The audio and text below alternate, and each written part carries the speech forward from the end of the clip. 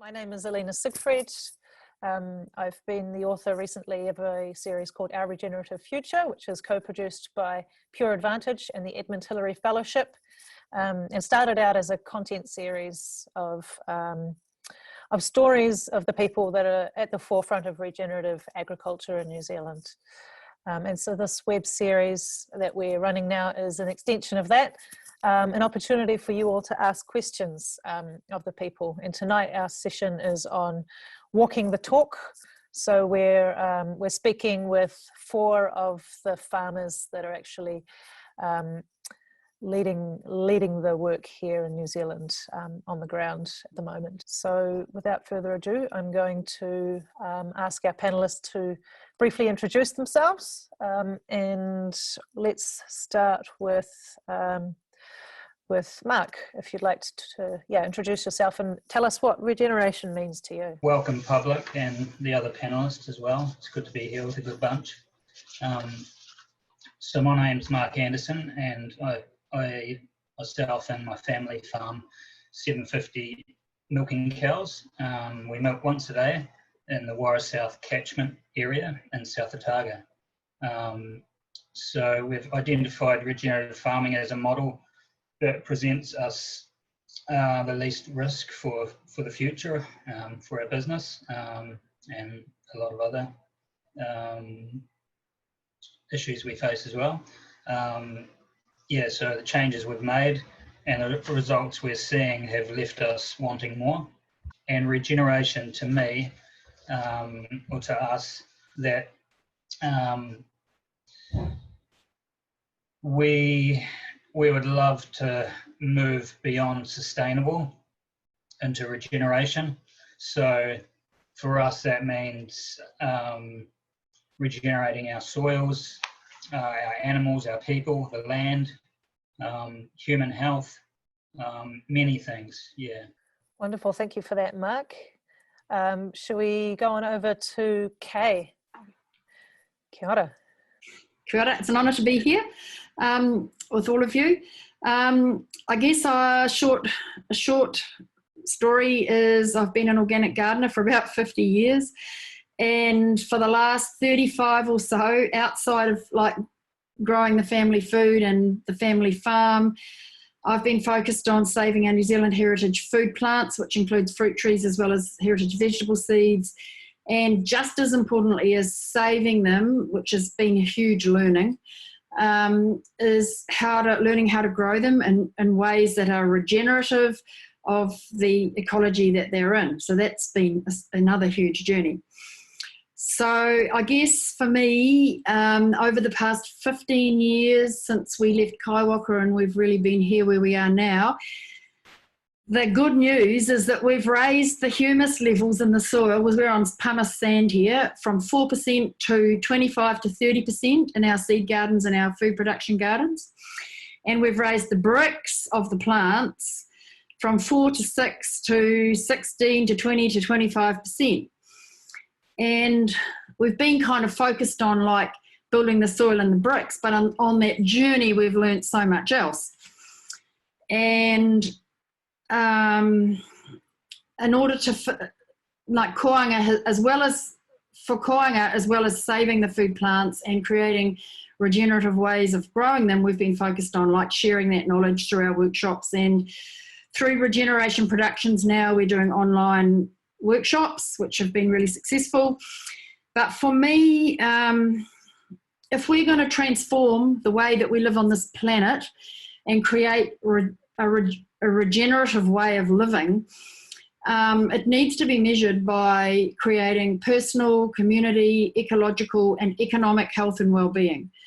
So I really liked what Sarah Seller said on the last session about the importance of creating local food economies that capture value at every possible point and circle them back into local economies. And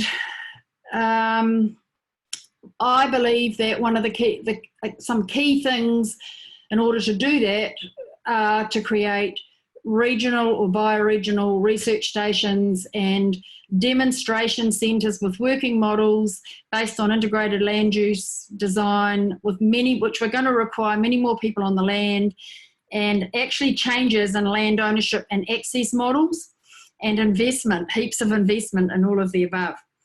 And I also see, as they discussed last week, that standards are going to be really critical for this, because even for education alone, let alone marketing. Yeah, so and the Koanga Institute is like, that's what we're setting out to create, that's our job, we see, and to create a research and a model on the ground to inspire and support others. So yeah, that I kind of see my role in the local, creating local economies area. I know that everyone is doing it differently, and there's lots of different ways of doing it, but yeah, that's my journey.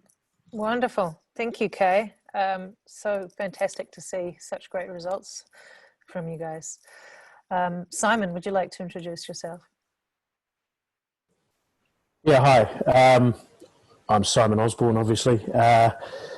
280 hectares of arable farming just next to Lake Ellesmere, which most people have heard of for its infamy around the environmental quality of the lake, which actually isn't quite reported correctly in the media.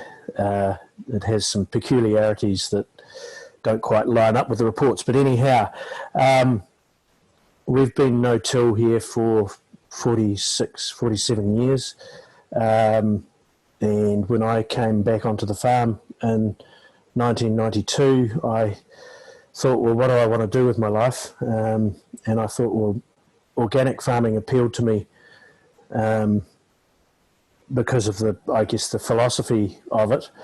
But our soils couldn't withstand that type of treatment for cropping, and it was intensive. It was 130 odd years of intensive cultivation. Well, no, not all the time, but that had destroyed them in the first place. So I moved into no-till with full residue retention, reasonably conventional for the rest of it, using chemical and fertiliser.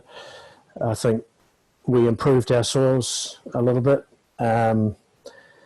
Organic matter levels grew, but mostly in the top part of the soil where with the detritus, and because we were retaining all the residue, so we were building a good duff layer in the soil.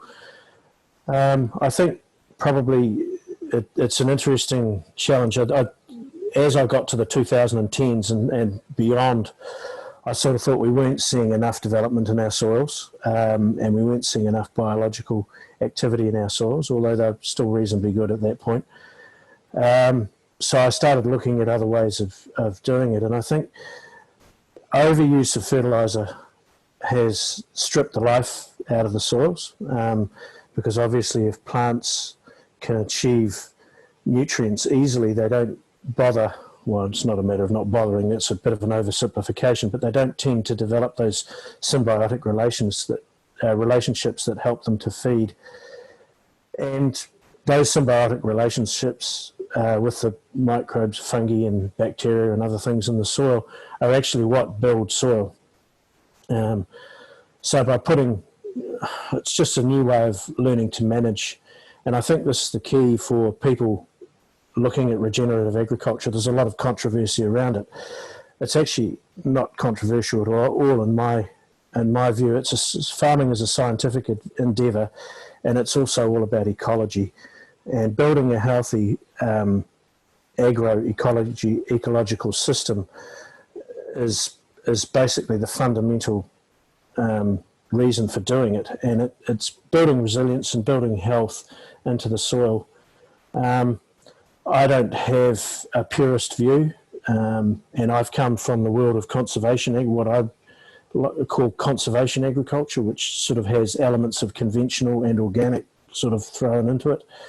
I'm not as scared of synthetic inputs as many people are. Over the years, although, I mean, obviously I'd rather not use them if we can, and so I guess our endeavour is to try and work our ways how to reduce and minimise the use of those products and how to reduce the impact that they might have. and it's been an extraordinary journey of learning. And I just love soil ecology. I mean, I'm no academic. I was pretty bloody useless at school. I could barely read when I left, but man, I'm learning now. And you know, once you get into the twilight part of your 50s, to be still learning like this is great. And I'm just enjoying every minute of it. But I do get concerned with some of the polarisation around the terminology of regenerative agriculture, and I want to see it as an inclusive thing. It's an educational thing. It's an opportunity to learn. It's an opportunity to reconnect, and it's an opportunity to rebuild our rural communities. And so, yeah, I want to proceed along those lines. Wonderful. Yeah, we've got our next session next Monday at lunchtime is diving much deeper into soil ecology with Dr. Gwen Grillet from Landcare and with Nicole Masters. So that'll be an exciting session too. Thank you, Simon. Finally, Hamish, I'd love to introduce you to briefly invite you to introduce yourself and tell us what regeneration means to you, please. Yeah, my name's Hamish Spelsky. We're just, 5 minutes away from Mark, South Otago, 300 hectares rolling to undulating hill country.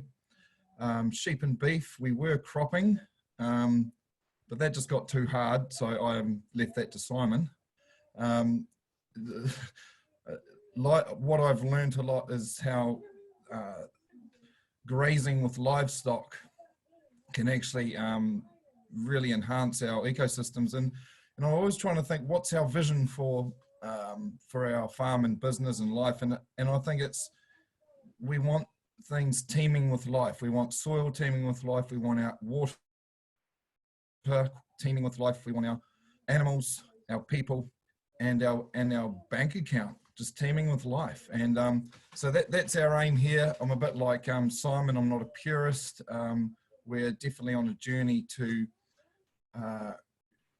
understanding. I think it's the big key here. Regenerative farming is understanding what practices or what management actually degrades our environment and what practices improve our environment. And 4 years ago, I learned about regenerative agriculture, and I was very, very stubborn in wanting to learn. I thought I was actually very sustainable. I mean, I genuinely thought what I was doing could last for decades, but what I learned is, can it last for millennia? You know, that's true sustainability is your practice not using up non-renewable resources. So that's when I really started. The more I learned, the more I realized that winter cropping, for example, and putting sediment into our waterways is not regenerating, it's degrading. That's scientific fact. So I had to work out, if I want to do less winter cropping, I needed to grow more grass. How am I going to grow more grass and leave it in pasture 100% of the time? Well, that was learning how to graze my stock better. And so I went and researched how to grow more plants, have more growth, but also better animal performance. Because in my 4-year journey, I have had some big failures in my animal performance by letting the grass grow too long. So it's all these synergies we're trying to work out. Failure, success, and I guess in this last year we've finally cracked, with some really good education, how to improve animal performance as well as grow more grass and have the need for less winter crops. So it's all starting to come together. Over the last 6 years, we've probably lifted our stocking rate, or our carrying capacity, 25%. And we've never looked in a better position to be as profitable as we're going from here going forward. And just what I want to say before I go, this is our Facebook, Rehoboth Farm. Oh no, that doesn't work at all, does it? Because it's, I need a mirror. Oh, we could see it, I think. Can you see that? Does that work? Yep, absolutely. Okay, so that's our Facebook. There you go. And below that is another initiative that is called AgWool, which is farmers actually working together to make our own jerseys, socks, clothing, carpets, wool insulation. So it's really exciting where the farmers actually put in our wool bales and we make all these products, and the farmer gets a whole lot more money and the customer gets quality woolen products for better value that they can buy on the main market. So there's so many things happening, so exciting. So yeah, let's go for it. Great, thank you for that, Hamish. You heard it here, folks, and Ursula has put those names in the chat window if you'd like to check them out as well. So let's crack into some questions now. We've got quite a few coming through in the Q&A box. One that I'd like to pick out to start with is there's a question from Duncan Hum around why mainstream scientists and agricultural commentators claim there's a lack of science behind regenerative agricultural or biological practices. So there seems to be sometimes that disconnect between the scientific world and the world of regen ag. Does anybody want to speak to that? I'll have a go at that if you like. I think there's lack of farm systems research. There's no lack of research around individual facets of ecology and soil ecology, and you know, there's just a plethora of research. But I would also then ask the question, well, where's the farm systems research for conventional agriculture? Because it's not there either. It's a bit of a moot point, really. I just there's loads of science around all the elements of regenerative agriculture. You just got to go looking for it. Anybody else like to add anything on that question?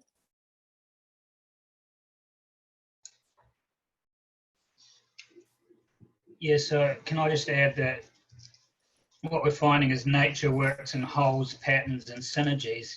So when we divide that up into parts, a lot of the science is somewhat based around the parts of the whole.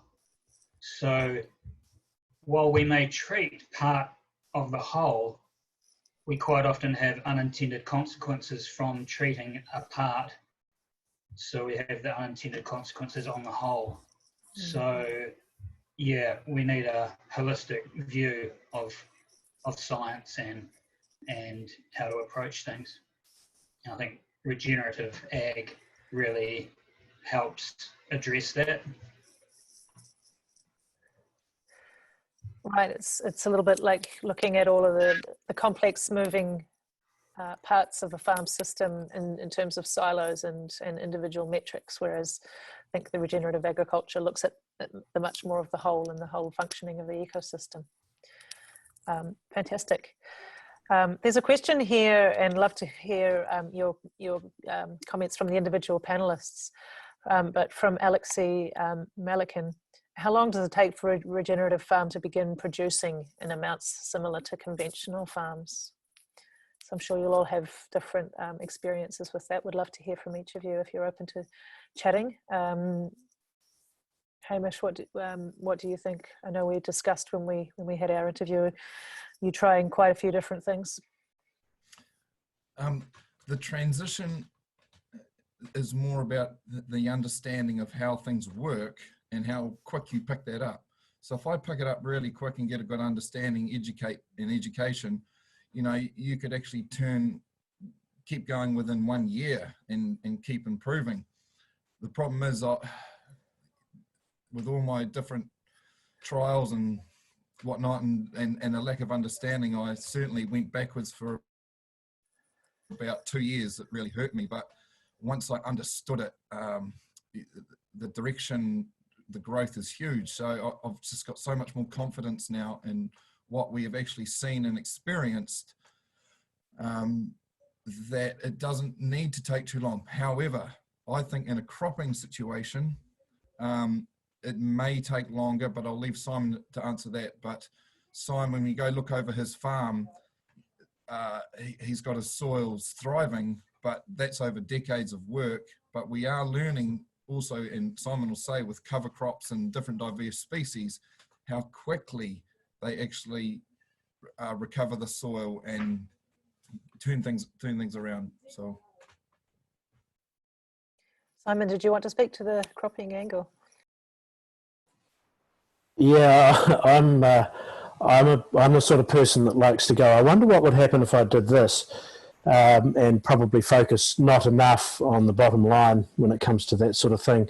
But I think there are certainly lots of challenges around arable farming, because you can't just pick up what's been done overseas and scale it to New Zealand on a broad acre basis. I think generally the more biological the approach in an arable situation, the more resilience you build into the system. I haven't seen a drop off in yield as such, but what we're really starting to see is a building of resilience around, we're just not using any insecticides anymore, and we're getting to the point where the fungicides are no longer prevalent, and it's actually vastly more complex in an arable system to get an understanding of all these individual facets. So, I've done a few spray-free trials with the likes of hybrid radish and had very good results, but it just takes, the information's just not readily there to pick up and run with it. You've actually got to do a bit of trial and error as well, which can be, it can cost you, but hey, life is for learning, and I'm still alive, so I still want to learn. So that's actually the most important thing to me. I've probably got the most expensive education in New Zealand, I suspect. It's one way of looking at it, certainly. Kay, I know you've got many, many years of education and experience too. Do you have any thoughts around how long it takes to turn around? We'd love to also hear your, there was a sort of a related question around how long it took to, and what was the method of getting your humus levels up that you mentioned. And also I've learned bit by bit, but the way I began was by getting reams soil tests done and using fertilizer based on those soil tests. So I didn't go backwards, I only went forwards right from the beginning, but then I wanted to learn how to do it without buying fertilizer. I wanted to really create nutrient cycling, and so I've learned how to do it now without buying fertilizer. I mean, I'm talking about horticulture, I'm talking about annual cropping really, and forest gardens. I've got different strategies, completely different strategies, but I'm using trees and fungi in the forest gardens and ramia wood chip. In the gardens, we're using ramia wood chip now too. But so over the last 15 years, I've slowly gone from using soil tests, and I'm still doing the soil tests, but using fertilizer, and slowly I've learned how to make compost that actually grows food, high-brix food, and builds soil. And I've used a lot of biochar and clay as well in our sandy soils, and I've slowly learned how to use local materials and local things so that we don't have to buy the fertilizer. But I'm basing it all on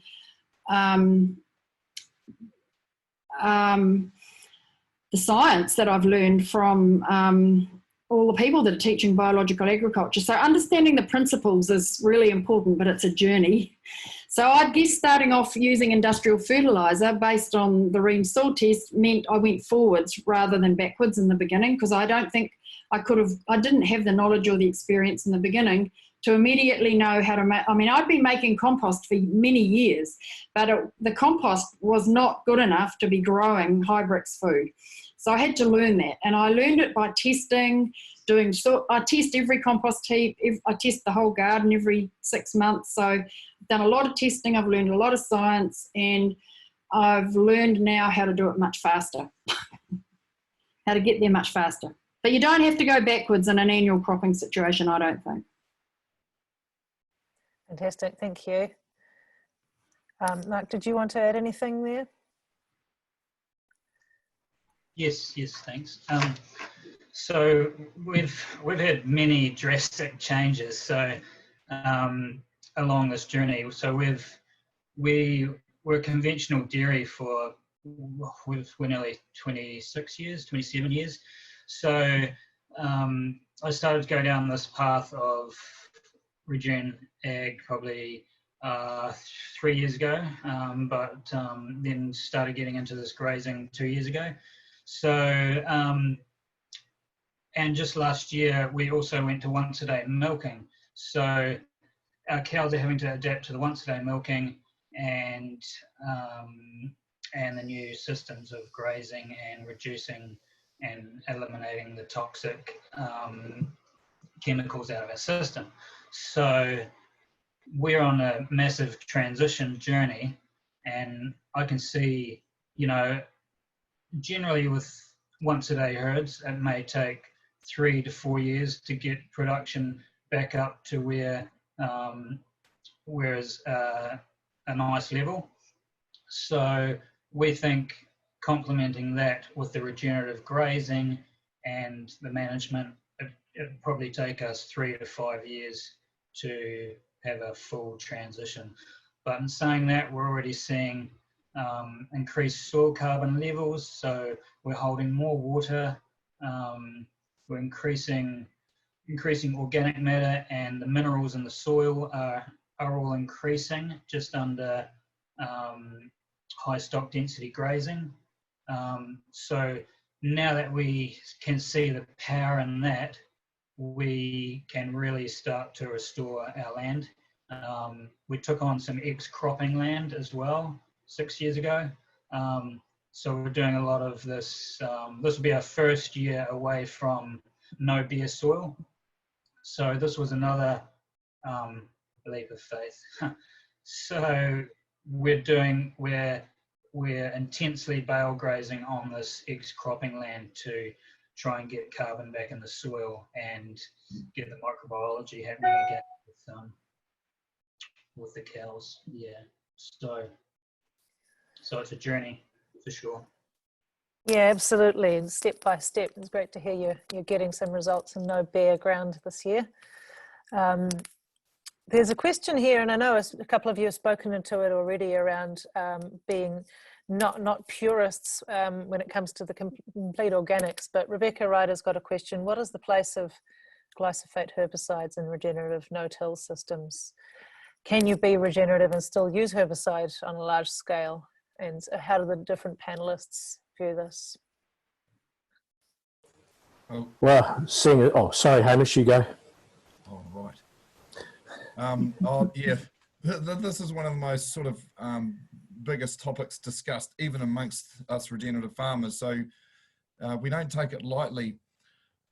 But what I'd like to say to people is I'd rather have 40% of farmers start practicing regenerative management than 5% farmers being organic and not using glyphosate or tools that get us to where we want to go. So Simon's the same. He doesn't like to use glyphosate. Mark don't like using glyphosate, but it is a tool to get us to where we want to go in our transition. And the key that I want to get across to people is where you're heading, a trajectory. And I hope in 10 years, 5 to 10 years, I won't need to use it. I think it may be banned within 10 years. So we have to start thinking about how we're going to use it. But let me please make this clear. If we don't have glyphosate, then we have to go back tilling the soil, which can be just as degrading. So I think cropping has some real challenges. I think in the livestock, sheep and beef and dairy, we can get away with it quite easily in the near future without having to use glyphosate or even tilling our ground, just with really good grazing management and strategies.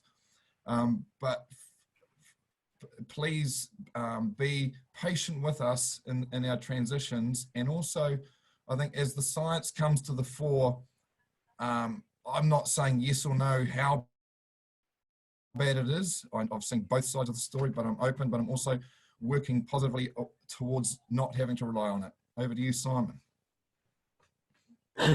Thanks, Hamish. I couldn't have put it better myself. But we're, I think, in an arable situation where you traditionally use a lot of chemical, we're looking at strategies that we can do to eliminate or mitigate. So eliminate, reduce, or mitigate and reduce. And I think glyphosate's classic. I use 3 litres of glyphosate or a kilogram of active ingredient per hectare instead of probably 100 litres of diesel per hectare. Now, I think if I was challenged to a drinking race, I'd rather drink a kilo of glyphosate than 100 litres of diesel. But anyway, that's a bit silly. But the point is, our mitigation for glyphosate is to use fish hydrolysate with it, or fulvic acid, which is both microbial feeders, which sort of buffer some of the negative effects on the soil biota, but also achieve the result. So we're mindful of these things, but where there's no established practice in terms of elimination, and we're working on that, I will not go back to cultivation, because that is the most destructive thing you can do to soil, hands down. And so therefore, for me, I've just got to find a way forward. And we're working on, interestingly, cover crops. There's huge possibilities using, a mix of species designed for the particular following crop with the correct winter grazing. I think it's going to be possible to move beyond glyphosate in the future, but there's an awful lot of work to do to just establish a mode of practice around that's successful. Yeah, certainly a very complex and nuanced issue there. And I liked what you said, Hamish, about, rather having 40% of farmers on the right trajectory, and at least a big movement of people going that way.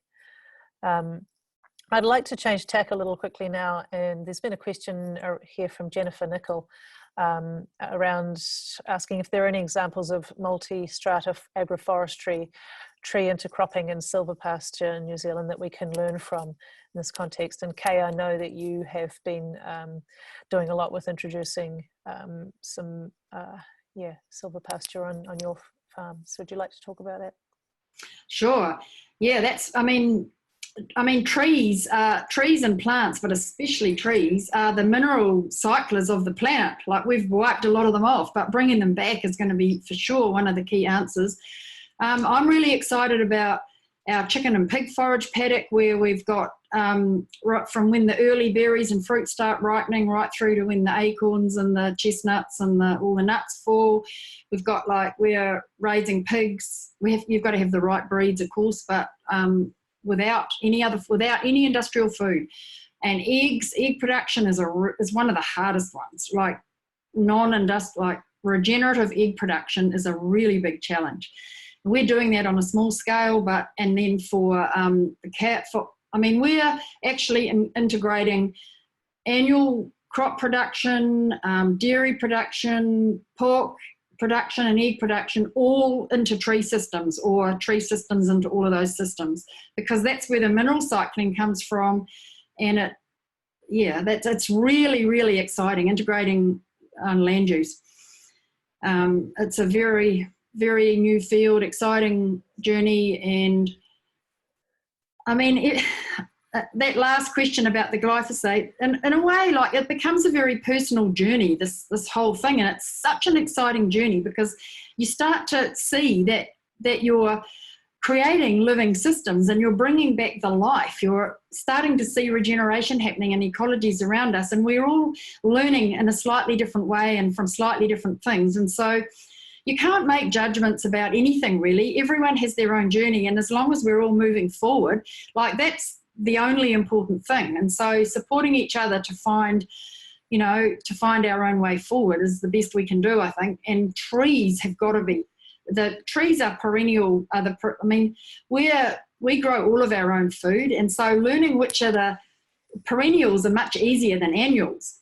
And so, how to use acorns and chestnuts and trees are such an important part of it, and integrating them with animal systems and with gardening systems. We're planting poplars and willows and alders around our gardens and coppicing them on a regular, some annually, some biannually, some every 3 years, to produce ramia wood chip. And that's now our fertiliser, because it's got balanced minerals and nutrients, and it feeds the fungi, which really feeds everything. So there's lots of amazing new ideas coming through for incorporating and integrating tree systems and perennial systems into all of our animal systems and food production systems.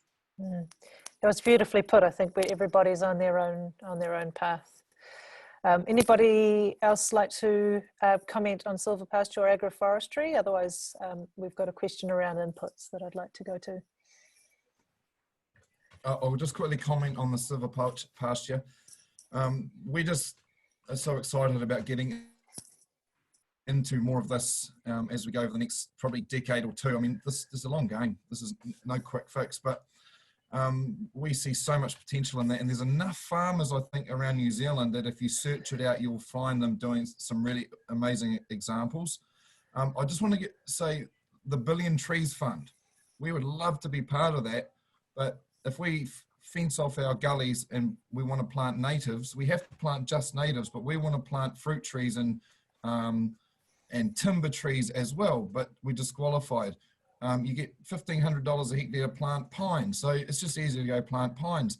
There is no incentive whatsoever for us to think laterally about different ways of planting trees. And until that changes, we're just limiting the innovation about what we can do for the future. Government is far too narrow in their thinking for there to be huge progress. Yeah, fantastic points there, Hamish. Thank you. There's a question here from Thrani Prakash around how do the costs of inputs in regenerative agriculture practices used by the panelists compare to those of conventional industrial agriculture? Are the inputs used completely natural, or do you have additional other costs there? I think in the transition phase, where you're using both conventional and biological inputs, it can probably creep. You can probably get a bit of cost creep, certainly in the arable sense. But as we learn, I mean, there's things like fish hydrolysate, which mostly feed the soil, and then as you build the soil, it then feeds the plants. We're using. I've reduced my rates of fertiliser pretty dramatically. We don't use any. I think for me, it's looking at what are you short of and what do you need to do. And I think with conventional ag over the years, we've mined out all the trace elements by putting on loads and loads of NPK and S, and it's more about calcium and trace elements now. And small quantities of trace elements are reasonably cost effective, and we're not seeing any drop in production. In fact, still using a conventional soil test, got the Olsen P levels have gone up massively since I stopped putting on fertiliser, so I'm not quite sure what that tells you, that the biological function's coming in. Did you have something there that you wanted to add, Kate? Oh, that shows them the biology's working, so that's awesome. Yeah, absolutely. I don't think, in terms of costs, I think there's a bit of a paradigm shift around the way we look at it.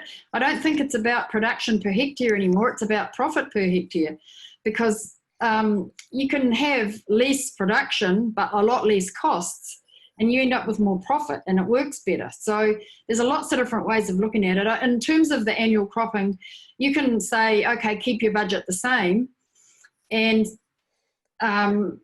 get better production, but then over time switch to more. I mean, I think for me, the journey of a lot of people will start, and I started by just switching to a biological version of what, well, I never used the chemical version in the beginning, but I used the organic version, and there's actually a difference between a certified organic version and a biological version, and to me the biological now is like the most important. But then you can switch from there to doing it more locally and more regionally, using different strategies and different techniques. You just got to take the time to learn what works best. Yeah, I think the key thing there, Kay, you hit the nail on the head with the, it's the net profit. It's not the total amount you produce. It's what you put in your pocket at the end of it that's most important. And conventional ag is all about maximising production, because per animal and per hectare. Yeah, but if you maximise production, you maximise the downstream profit for all the downstream industries. You don't make any more for the farmer. In fact, you usually make less because you're stuffing your asset in the meantime. Yeah. And just on that, I mean, I'll be similar to Mark here. We've increased our carrying capacity 25%. We've actually dropped our costs from, say, 50% being the industry average down to 30%. 3 years ago, we actually just stopped putting on fertiliser, full stop. And because once we understood our grazing, We now have higher stock densities. We go into taller pasture covers, and now we say eat a third, trample a third, and leave a third. So we're not now putting on fertilizer, we're now fertilizing, and it's a really big difference. We're not just changing our short grazing and carrying on not putting fertilizer on. Our grazing management is very, very focused to say put down 30% of what we grow back onto the soil, and it's making a compost. And I'm sharing the same results as Mark, as Simon, and as Kay. Our fertility levels in our soil and our herbages are either going up or staying the same. It's remarkable. So I'm not here to be validated by science in that field. I'm waiting for the science to catch up and validate what we're doing and start to understand what is going on here. And they have to start to ask the same sorts of questions and be just as inquisitive as farmers are. Yeah, love it. I think do you want to respond there, Simon? Sorry, I just think the economic argument's probably the easiest argument to make for regenerative ag, actually. You know, you're doing it with animals. Our fertiliser is all about cover crops and then incorporating grazing as well.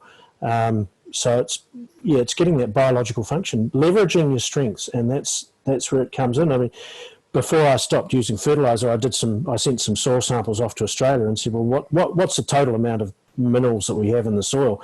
And we have 2 tons of bioachievable phosphate per hectare. So why the hell would I put on any more phosphate? I've got enough there to last me till, you know, goodness knows when. And, you know, it's the same with potassium and sulfur and, you know, the one thing we were short of is calcium. And, I think the high analysis fertiliser and the agrochemicals leach calcium out of the soil. Mm. We had a good conversation last week around the market mechanisms and what New Zealand might be able to achieve with premium products if we had a good standard in place for this kind of stuff. As you were speaking there, Hamish, it reminded me of a question that has come through in the registration that is one that comes up a lot that I hear as I've been researching this series and talking to people, and the issue in New Zealand that a lot of farmers think that what they do in New Zealand already is regenerative because we have cows on pasture or animals on pasture year round. So the question is, what differentiates regenerative agriculture from a non-nitrogen using, rotationally grazed, high performing sheep and beef farm that has a comprehensive farm environment plan? Okay, I'll start off. And actually, Mark, do you want to go? Yep. So what we're seeing with adopting the soil health principles, the 5 principles, we're now not sending our soil out to the ocean. New Zealand loses around 200 million tonnes of soil per year. Attached to that's phosphate and goodness knows what else. So adopting these soil health principles has really excelled our business, and it's certainly moving us to another level. What was the question? I guess the question is really if you are not using nitrogen and you're rotationally grazing and you've got a comprehensive farm environment plan, is that regenerative, or what's the difference in your eyes?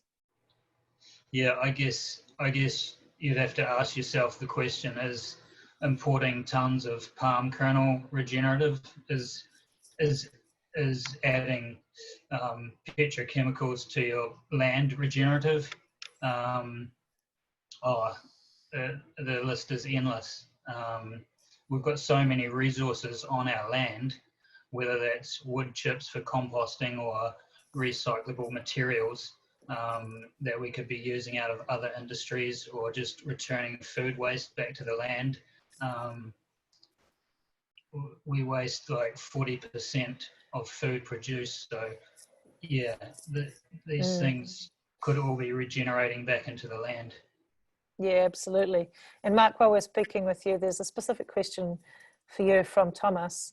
How do you test your soil to check how much organic matter you've got there?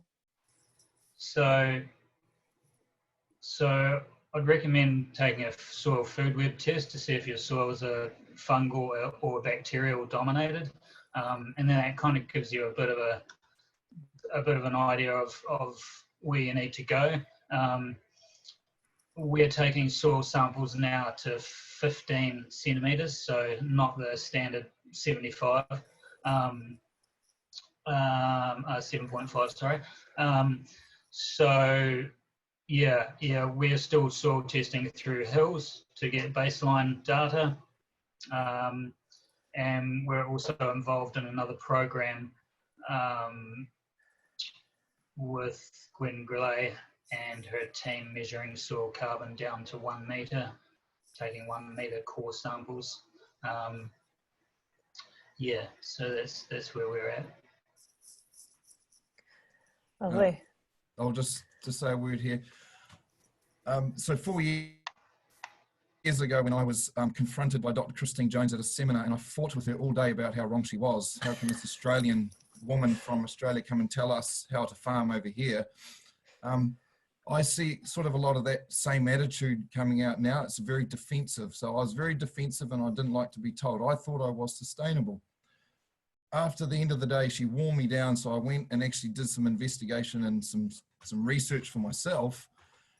And I started to understand some of the management practices that I was doing was not improving or building my soil or building non-renewable resources. And it just comes down to just be honest with yourself and ask the questions. Is this degrading our environment? Is it degrading natural resources, or is it building? And once you're open to that, then you start the journey. It's a mindset. To me, it's a mindset. Not trying to defend. Look, most of New Zealand farmers could well be regenerative. I mean, who am I to say? But I knew that I wasn't. And that journey of understanding, I learned more from ecologists than I have from agricultural scientists a lot of the time. And going back to what Mark said, the 5 principles of soil health is what basically is the foundation of what our business is built on. So no bare soil, living roots in the ground, diverse species, animal impact. So we need animals in our environment, in broad acres. I mean, Kay's a different story. She still has chooks and pigs, so that's awesome. But it's a combination of everything, and we need more trees. We get that, but it's a mindset of understanding and just being open to what we need to improve on. Yeah, I have no idea how much of New Zealand agriculture is regenerative. Like, I agree with Hamish on that one, and it doesn't much matter what I think on that scene. But it's the frontier of opportunity at the moment. We've sort of reached an impasse in agriculture where globally agricultural incomes for people who are farmers are dropping and have dropped for the last 50 years. And the Green Revolution is not about empowering or enriching farmers, it's about empowering and enriching industry. And, leveraging off our biological capacity is it's a great frontier that we have, and the potential is endless. I mean, in the arable scene, I've only scratched the surface really, and I just see so much potential. What I lack is the experience to know how to harness that, but I'm learning quickly. And I think now that we're sort of talking amongst the people who are interested in this sort of thing, that we're learning even more quickly still. And the potential is huge. It's just huge. And, empowering farmers to have a culture of life around their farms, and you start seeing things differently. And it actually makes the whole farming experience really enjoyable, and it just makes you realise how privileged you are to live here and to be doing this. And, I didn't have that attitude 10 years ago. I was actually feeling pretty worn out and bedraggled by it all, because we were just pouring more and more crap onto our farms and making less and less money. And, that's a hiding to nothing. Mm. we're having a conversation in 2 weeks from tonight, I believe, with John O'Frew and Sam Lang about the community and the mental health elements of regenerative agriculture. So that's going to be a great conversation to dive into as well. We're about 4 minutes from the end here, so I think we've probably got time for one more quick question. I think, let's give an opportunity for anybody else to answer that question around, for those who have grown up around conventional farming systems, do you have any other advice around how they can advocate for regenerative farmers, for those around them, perhaps their neighbours that are still very much entrenched in those conventional systems?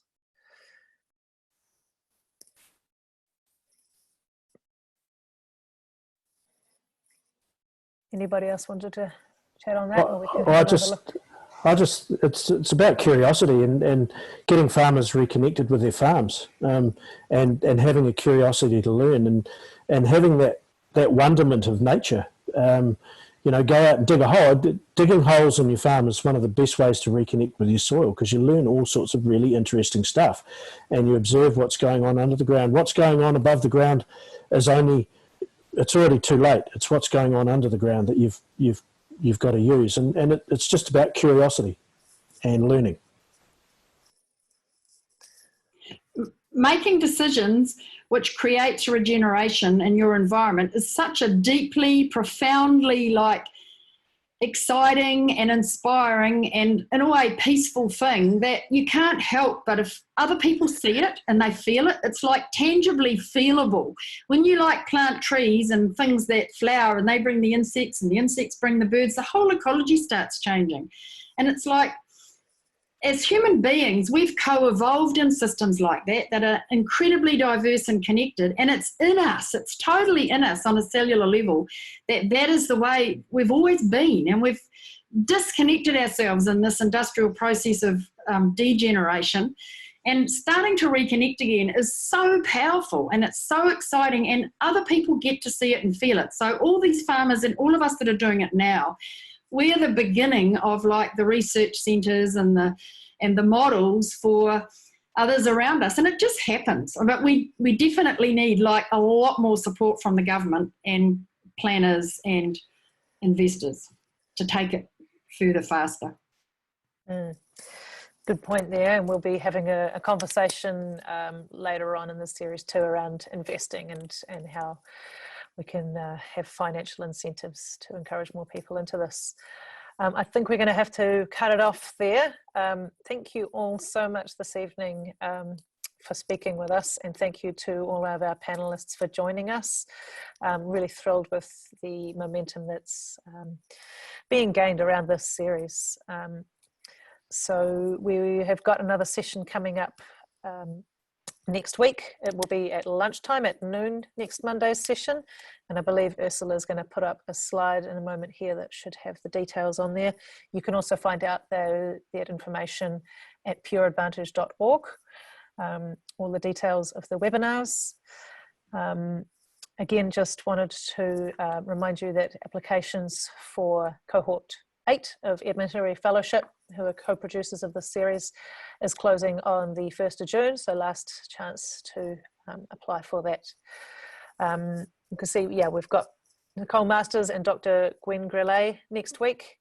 The following week, we have got the community and mental health session that I mentioned.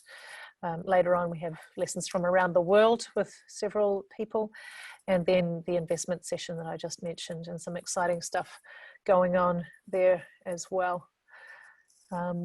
Thank you all again for coming. This, as I mentioned at the beginning, we'll be answering some more of these questions on social media on the Pure Advantage pages on Instagram and Facebook. Edmund Hillary Fellowship you can also find on Facebook and on YouTube. Lots of exciting stuff coming up, so please keep an eye out on your inboxes for invitations to the next call. Thank you again all for coming. It's been a wonderfully rich discussion, and I hope you have all enjoyed it. Thank you again to all our panelists, and we will see you all again very soon.